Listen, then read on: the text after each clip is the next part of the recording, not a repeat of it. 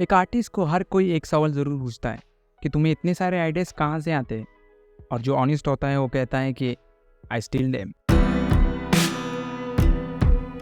Still like an artist के author Austin क्लेयन कहते हैं कि नथिंग इज ओरिजिनल। जो कुछ भी आप देख रहे हो, जो कुछ भी आप सुन रहे हो, ऑलरेडी किसी ने कहा हुआ है। जो सुन रहा था उसे अभी याद नहीं है या फिर वो भूल चुका है, तो उसे वापस कहना जरूरी है। इसलिए अगर आप अपनी एक बुक लिखना चाहते हो तो ये मत सोचो कि ऑलरेडी किसी ने लिखी हुई है। आप उसे अपनी भाषा में लिख सकते हो और दुनिया के सामने ला सकते हो। आप अगर एक ही इंसान से इंस्पिरेशन लेकर अपने आर्ट बना रहे हो तो लोग उस आर्ट को कॉपी कहेंगे। यही अगर आपने 10 लोगों से इंस्पिरेशन लेकर अपने आर्ट को लोगों के सामने रखा तो उसे लोग ओरिजिनल कहेंगे। विलियम राफ ने कहा था, what is originality? Undetected plagiarism. तो आज के वीडियो में हम 5 टेकअवेज के बारे में जानेंगे जो हम स्टिल लाइक एन आर्टिस्ट एक बुक से सीख सकते हैं और एक क्रिएटिव इंसान बन सकते हैं। So let's begin. Number 1, still like an artist. एक आर्टिस्ट की तरह स्टिल करना सीखो। एक आर्टिस्ट को पता है कि उसे क्या स्टिल करना है।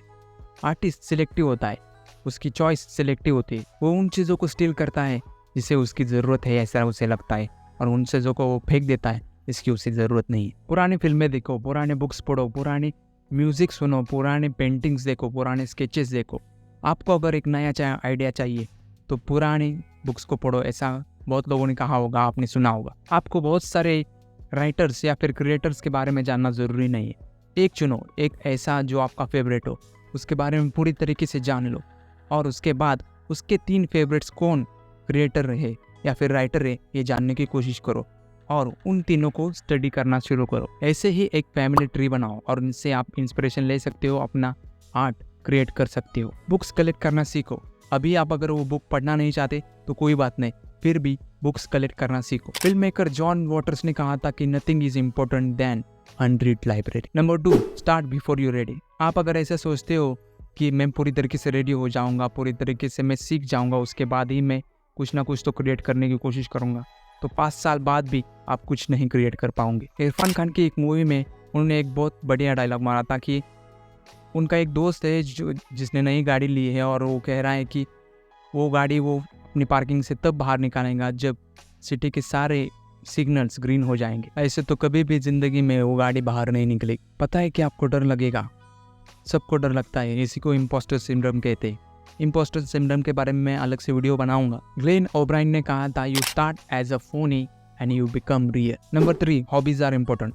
प्ले राइटर स्टीवन टॉमिंसन ने कहा था कि आपके अगर 2-3 पैशन है या फिर 2-3 चीज़ों में आपको इंटरेस्ट है तो सिर्फ एक को चुनने की ज़रूरत नहीं है। उन सारे हॉबीज़ और पैशन को आप अपनी लाइफ में रख सकते हो, क्योंकि वही आगे जाकर आपको मदद करेंगे आपके रियल वर्क को एक्स्ट्राऑर्डिनरी बनाने के लिए। आपने अगर अपनी लाइफ में हॉबीज़ नहीं रखे तो ऐसा हो सकता है कि इन फ्यूचर आप फ्रस्ट्रेट हो जाओगे, क्योंकि वो एक ही चीज़ आपको पैरालाइज कर देंगी।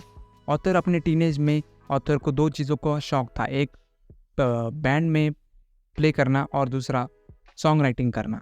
फिर बाद में उन्होंने एक ही चीज़ पर कॉन्सेंट्रेट करना डिसाइड किया और उन्होंने राइटिंग पर पूरा फोकस किया। लेकिन 5 साल बाद उन्हें इस बात का बहुत दुख हुआ, रिग्रेट हुआ कि उन्होंने उनकी लाइफ में उनके हॉबीज़ क्यों नहीं रखे। मुझे ड्राइंग का बड़ा शौक था, मैं अच्छी ड्राइंग करता था, लेकिन पिछले 3 सालों से मैंने रेयरली ड्राइंग की है। इस बात का मुझे बड़ा पछतावा है कि मैंने उस हॉबी को कंटिन्यू नहीं रखा। लेकिन स्टिल लाइक एन आर्टिस्ट पढ़ने के बाद मैं फिर से ड्राइंग करने लगा हूँ और मेरा माइंड उससे रिफ़्रेश होता है और मुझे नए आइडियाज़ आते हैं कुछ ना कुछ तो वीडियोस क्रिएट करने के। इसलिए मैं इंकरेज करूँगा कि आपके जो हॉबीज़ है वो अपनी ज़िंदगी में रहने दो। एक ही चीज़ पर कॉन्सेंट्रेट करते करते अपने हॉबीज़ मत भूल जाए। Number 4, be boring. आप सोच रहे होंगे कि ऑथर ऐसी एडवाइस क्यों दे रहे हो, बोर होना किसे पसंद है? किसी को बोरिंग इंसान पसंद नहीं है। लेकिन जो क्रिएटर होते हैं वो थोड़ी बोरिंग होते हैं, लोगों को बोरिंग लगते, वो लोगों के लिए बोरिंग होते हैं, लेकिन उनके अंदर से उनके दिमाग में इंटरेस्टिंग आइडियाज़ आते रहते हैं। वो उनकी लाइफ उनके लिए बहुत ही अच्छी होती है या फिर उनकी लाइफ उनके लिए बहुत ही इंटरेस्टिंग होती है, लेकिन वो लोगों को दिखने में बोरिंग लगती है। एक सिंपल चीज़ आपने नोटिस की होगी, जब हमें नींद नहीं लगती है और जब मोबाइल यूज़ नहीं कर रहे होते हैं तो वह हमें हज़ारों थॉट्स आते हैं, बहुत सारे आइडियाज़ आते हैं, या फिर अपने प्रोजेक्ट के बारे में या फिर अपने बिजनेस के बारे में या फिर जो कुछ भी आप काम कर रहे हो उसके बारे में आपको नए नए आइडियाज़ आते हैं। क्रिएटिविटी हमेशा बोर्डम से ही बाहर निकलती है, इसलिए मैक्सिमम जो क्रिएटिव पीपल होते हैं वो अपने आप को अकेले रखना पसंद करते हैं, अपने आप की लाइफ बोरिंग रखना पसंद करते हैं। इसलिए अगर खुद को जानना है या फिर खुद के अंदर से एक क्रिएटिव पर्सन बाहर निकालना है तो अपने आप को अकेले रखना सीखो या फिर बोर्डम को इम्ब्रेस करना सीखो। बहुत लोगों को अकेला रहना पसंद नहीं है क्योंकि उन्हें अजीब से ख्याल आते हैं, उनके लाइफ के बारे में उन्हें टेंशन आता है, इसलिए वो अकेला रहना पसंद नहीं करते। लेकिन मैं ये मानता हूँ कि अपने आप से वो भाग रहे हैं, अपने आप को फेस नहीं करना चाहते, इसलिए वो अकेले रहना नहीं चाहते, इसलिए वो अपने आप को हमेशा बिजी रखना चाहते हैं या फिर बिजी रखने की कोशिश करते हैं। ये गलत है। Number 5, do good work and share it with people. इस बात को शो योर वर्क इस बुक में बहुत अच्छी तरीके से एक्सप्लेन किया है। मैं बहुत ही जल्द शो योर वर्क की भी समरी आपके सामने लाऊंगा। इंटरनेट की वजह से दुनिया बहुत नज़दीक आ चुकी है। आप अपने थॉट्स, ब्लॉग्स या फिर अपने जो कुछ भी क्रिएशन आपका है वो दुनिया के सामने बहुत आसानी से ला सकते हैं। ऑथर ये कहते हैं कि अच्छा काम करो और अपने काम को लोगों के सामने लाओ। यहाँ एक चीज़ नोटिस करना ज़रूरी है कि ऑथर ने कहा है अच्छा काम शेयर करो, लेकिन लोग हैं जो अटेंशन पाने के लिए कुछ भी शेयर करते हैं, उसमें कोई आर्ट नहीं होता। आप अगर कुछ खा रहे हो और वो शेयर कर रहे हो तो उस डिश के बारे में कुछ इन्फॉर्मेशन आप दे सकते हो वीडियो के ज़रिए, तो वो शेयर करो। आप अगर कोई जगह घूमने जा रहे हो तो उस जगह के बारे में आप अगर इंटरेस्टिंग बातें बता सकते हो तो वो शेयर करो। उसमें एक आर्ट होता है, उसमें एक क्रिएटिविटी होती है। Number 5, use your hands. अपने हाथों का इस्तेमाल करना सीखो, मतलब कुछ गंदा काम करने के लिए नहीं। स्केचेस बनाओ, पेंटिंग्स बनाओ या फिर वीडियो शूट करो या फिर डायरी लिखना शुरू करो। जॉन क्लेजी ने कहा था कि we don't know where we get our ideas from, but we know that we don't get it from laptops and phones. Sketch बनाना चाहते हो तो डिजिटल स्क्रीन पर नहीं, स्केच बुक में बनाओ। बुक पढ़ना चाहते हो तो डिजिटल स्क्रीन पर नहीं, किंडल पर नहीं, फिजिकल बुक लो।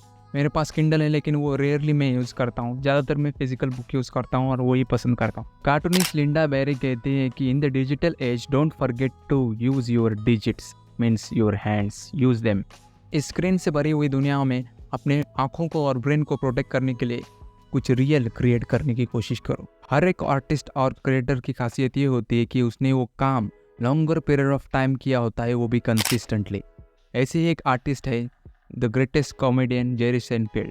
जेरी सेनफील्ड कैसे बिलियनर बने राइटिंग की वजह से। उनकी राइटिंग की रूटीन और टिप्स के बारे में अगर जानना चाहते हो तो इस अगले वीडियो को ज़रूर क्लिक करना और ज़रूर देखना। मैं आपको वहीं मिलूँगा।